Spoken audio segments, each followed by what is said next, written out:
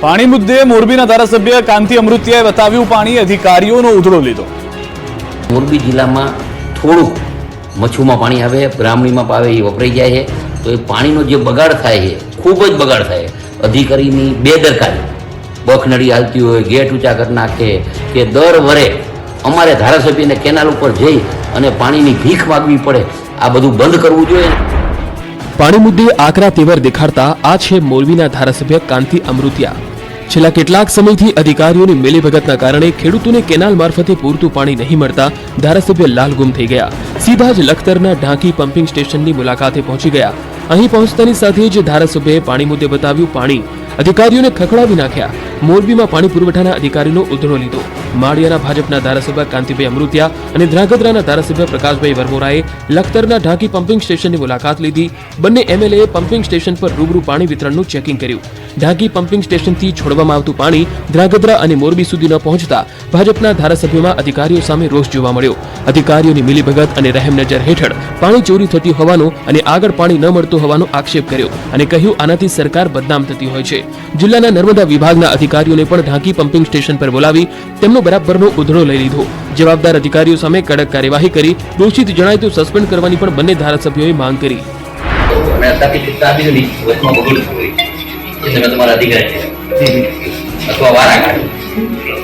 પાણી અત્યારે અહીંથી પૂરતું પાણી આપે સરકાર, આપ્યા પછી એ બદનામ થાય અને બે ધારાસભ્યને અહીંયા પાણી ચોરી બંધ કરાવવા માટે આવવું પડે અને પાણીનો બગાડ થઈને દરિયામાં જે પણ હોય તો આપણે નામ નથી લેવું, પાણી ગોઠવું જોઈએ અથવા તમે આગળ વાળાને કેવું વારા કાઢે, બરોબર।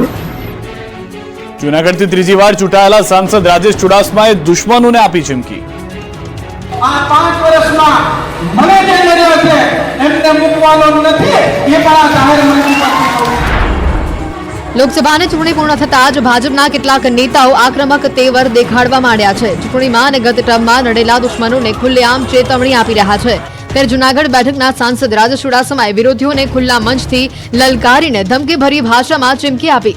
પ્રાચી ખાતે ધારાસભ્ય ભગવાન બારડ દ્વારા અભિવાદન કાર્યક્રમમાં રાજેશ ચુડાસમાએ વિરોધીઓ પર નિશાન સાધતા આ વાત કહી હતી।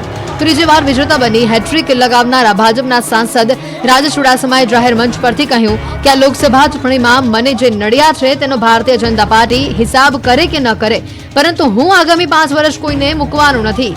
વિરોધીઓ પર નિશાન તાકતા કહ્યું કે છેલ્લી બે ટર્મના 10 વર્ષ દરમિયાન તમને જે ખાટા ઓડકાર આવ્યા છે એ હવે આગામી 5 વર્ષમાં એક પણ ખાટો ઓડકાર નહીં આવવા દઉં, તે ભગવાન માધવરાયની સાક્ષીએ કહું છું। આ સાથે ભાજપ પાર્ટી હિસાબ કરે કે ન કરે, પણ હું આગામી 5 વર્ષમાં મને જે આ ચૂંટણીમાં નડ્યા છે તેને મૂકવાનું નથી। મારા ખાલી પત્રથી જિલ્લાઓમાં બદલીઓ થઈ જાય છે। સાંસદના આ નિવેદનથી રાજકીય વર્તુળોમાં પણ ખળભળાટ મચ્યો છે।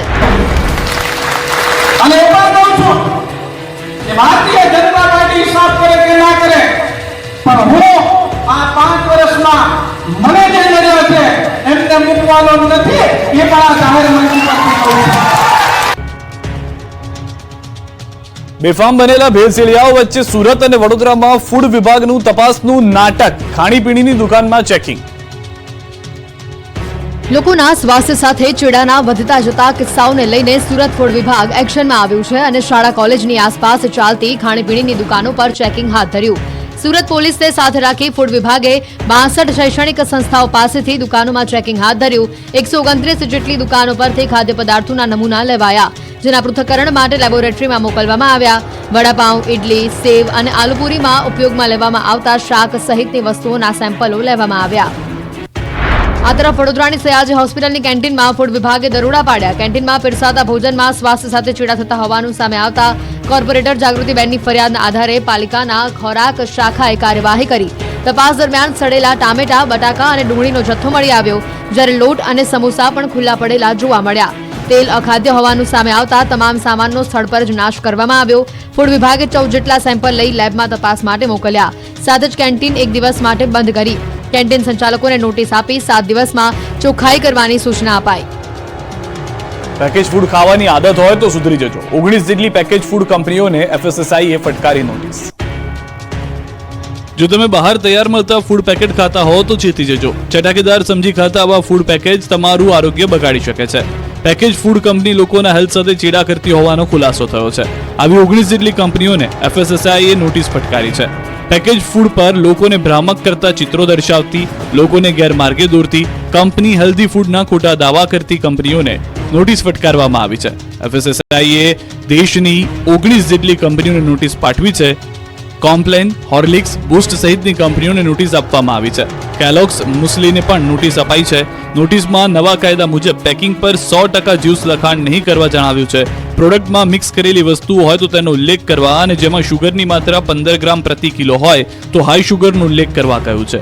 ઓટ્સ નૂડલ્સનું પરીક્ષણ કરતા 94% મેંદાની માત્રા મળી આવી, તેમાં ફક્ત 6% જ ઓટ્સનો ઉપયોગ કરવામાં આવે છે. ત્યારે પેકિંગ પર ભ્રામક બાબતો પર નિયંત્રણ માટે નોટિસ આપી છે. પાવાગઢમાં ખંડિત મૂર્તિઓ ફરી સ્થાપિત કરાઈ, જૈન મહારાજોએ કરી પૂજા. પાવાગઢના પર્વત પર હટાવી દેવાયેલી ખંડિત મૂર્તિઓને ફરી સ્થાપિત કરી દેવામાં આવી, જે બાદ જૈન સમાજના મહારાજ સાહેબ અને મોટી સંખ્યામાં દર્શનાર્થીઓએ પહોંચી પૂજા અર્ચના કરી હતી. મહારાજ સાહેબ દ્વારા ભગવાનની પ્રતિમાઓને પુનઃ સ્થાપિત કર્યાનો આનંદ વ્યક્ત કરવા અહીં પહોંચ્યા હતા.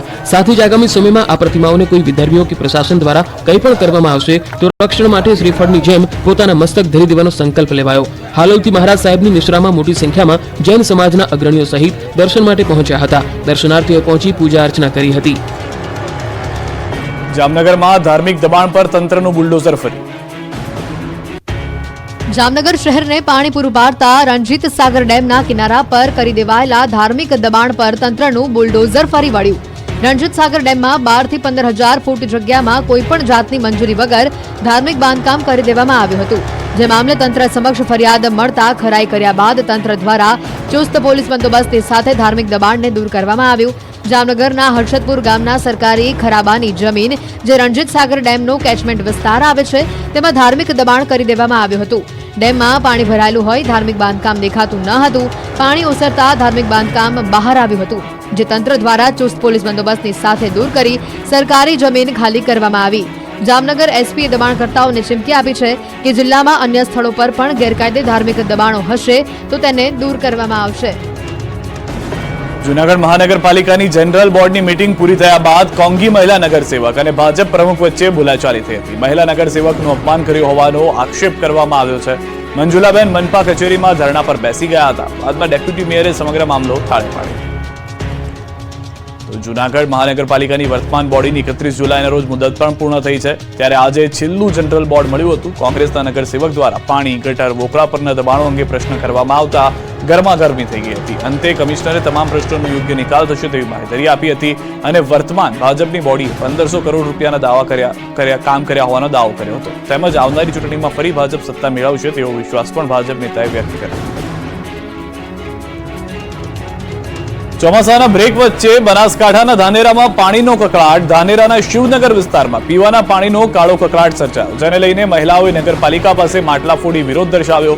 શિવનગરમાં છેલ્લા 4 મહિનાથી પીવાના પાણીના ધાંધિયા હોવાથી સ્થાનિકોમાં ભારે રોષ છે. અનેક રજૂઆત બાદ પણ તંત્ર દ્વારા કોઈ પગલાં ન લેવાતા મહિલાઓએ નગરપાલિકામાં માટલા ફોડી વિરોધ નોંધાવ્યો અને પાણી આપોના નારા લગાવ્યા. સ્થાનિકોએ તાત્કાલિક પાણીની સુવિધા પૂરી પાડવાની માંગ કરી છે અને જો આ માંગ નહીં સ્વીકારાય તો ઉગ્ર આંદોલનની ચીમકી પણ ઉચ્ચારી છે. ત્યારે હવે જોવું રહ્યું કે તંત્ર લોકોની રજૂઆત સાંભળે છે કે નહીં.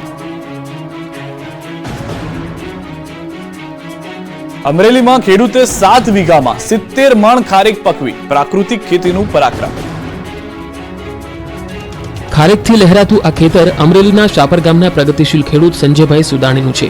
જિલ્લા ચાલુ ખેતી છોડીને સંજયભાઈએ પોતાની 7 વીઘા જમીનમાં બારાહી ખારેકના 125 માદા અને 5 નર પ્લાન્ટ સહિત 130 પ્લાન્ટ્સનું વાવેતર કર્યું છે.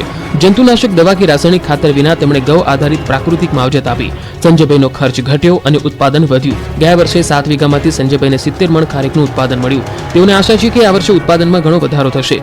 સંજયભાઈને રાજ્ય સરકારની બાગાયત ખાતાની યોજના અંતર્ગત પ્લાન્ટ દીઠ 1250 રૂપિયા આર્થિક સહાય મળી. મતલબ કે તેઓને કુલ 1,55,000ની સહાય મળી. ગૌ આધારિત પ્રાકૃતિક કૃષિ પદ્ધતિમાં રાસાયણિક ખાતર, દવાઓનો ઉપયોગ થતો નથી અને જમીનની ફળદ્રુપતામાં ઉમેરો થાય છે. ખેતી ખર્ચ ઘટે છે. ગૌ આધારિત પ્રાકૃતિક ખેતીના માધ્યમથી ઉત્પાદિત પાકની બજારમાં માંગ પણ રહે છે. તેથી ખેડૂતની આવકમાં વધારો થાય છે, જેથી તેઓ અન્ય ખેડૂતોને પણ પ્રાકૃતિક ખેતી કરવા માટે પ્રેરણા સ્ત્રોત બની રહ્યા છે. ગુજરાતના ખેડૂતોને પાક બગડે તો મળે છે 75,000ની સહાય. ખેડૂતોને મળે છે 75,000ની સહાય. જાણો યોજનાની માહિતી. કુદરતી આફત તથા વ્યવસ્થાના અભાવે દેશમાં ખેડૂતોને અંદાજે 22% ખેત પેદાશનો બગાડ થાય છે અને આથી ખેડૂતોને આર્થિક નુકસાન સહન કરવાનો વારો આવે છે. જો કે ગુજરાત સરકાર ખેડૂતોની આ સમસ્યા દૂર કરવા માટે મુખ્યમંત્રી પાક સંગ્રહ સ્ટ્રક્ચર યોજના હેઠળ આર્થિક મદદ કરે છે, જેમાં ખેડૂતોને પાક સંગ્રહ કરવા માટેના ગોડાઉન બનાવવા માટે સબસિડી આપવામાં આવે છે. ગોંડલ તાલુકાના દર્શનભાઈ ડોબરિયાએ આ યોજનાનો લાભ લીધો છે. દર્શનભાઈનું કહેવું છે કે અગાઉ તેમની પાસે કોઈ વ્યવસ્થા ન હોવાથી પાક બગડી જતો હતો. જો કે હવે મુખ્યમંત્રી પાક સંગ્રહ સ્ટ્રક્ચર યોજનાના કારણે દર્શનભાઈ જેવા અનેક ખેડૂતોની સમસ્યા ઉકેલાઈ ગઈ છે. દર્શનભાઈને સરકાર તરફથી ગોડાઉન બનાવવા માટે 75,000ની સબસિડી મળી છે, જેનાથી તેમણે પાક સંગ્રહ સ્ટ્રક્ચર બનાવ્યું છે.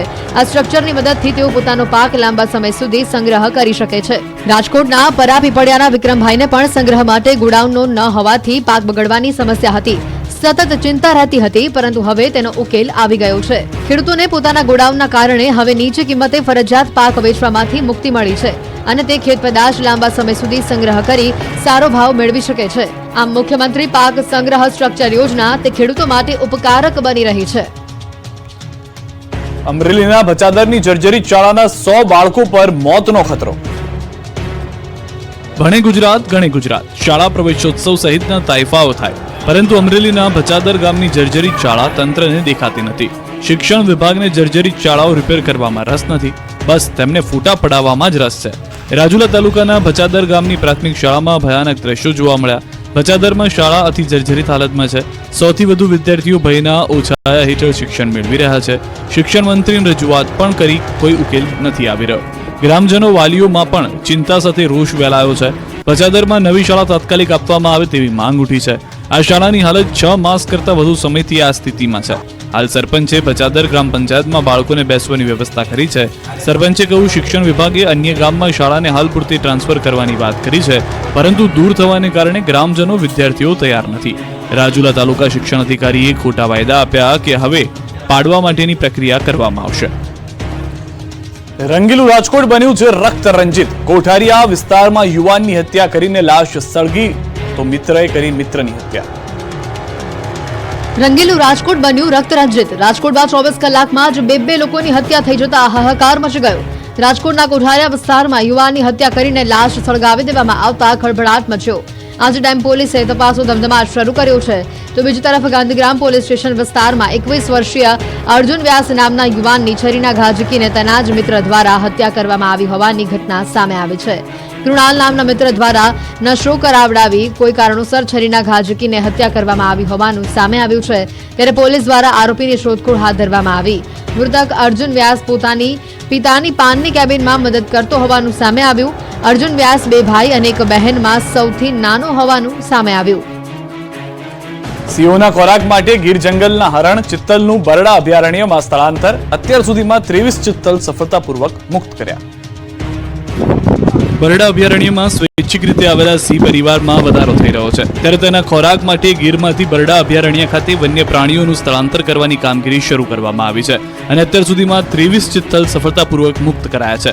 ગીર રક્ષિત વિસ્તારમાંથી ચિત્તલ અને સાબર જેવા તૃણાહારી વન્ય પ્રાણીઓનું બરડા અભયારણ્યમાં સ્થળાંતર કરવામાં આવ્યું. વન વિભાગ દ્વારા ખાસ મોડિફાઈડ વાહન મારફત કુલ 23 ચિત્તલ અને સાબરને બરડામાં અભયારણ્યમાં મુક્ત કરવામાં આવ્યા છે. બરડામાં હાલ સિંહો નિવાસ કરે છે, ત્યારે તેઓ માટે જરૂરી શિકાર અહીં સીમિત માત્રામાં છે. ત્યારે ચિત્તલ અને સાબરને અહીં લાવવામાં આવતા બરડામાં રહેલ સિંહોના સંરક્ષણમાં મદદરૂપ થશે. હાલ બરડા ડુંગરમાં ચિત્તલ અને સાબરનું બ્રીડિંગ સેન્ટર ઊભું કરેલું છે.